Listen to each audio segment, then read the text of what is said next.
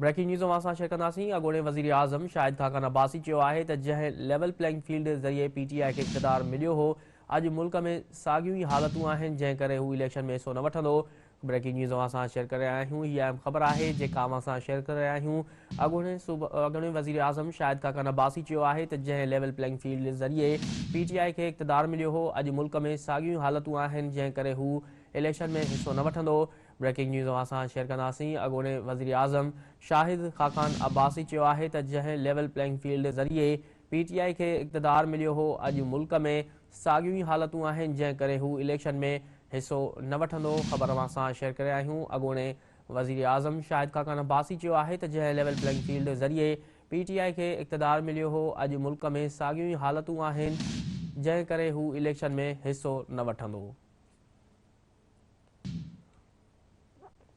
अहम ख़बर असां शेयर करे आहियूं। अॻूणे वज़ीर आज़म शाहिद खाकान अब्बासी चयो आहे त जंहिं लेवल प्लेइंग फील्ड ज़रिए पीटीआई खे इक़्तिदार मिलियो हो, अॼु मुल्क में साॻियूं ई हालतूं आहिनि, जंहिं करे हू इलेक्शन में हिसो न वठंदो।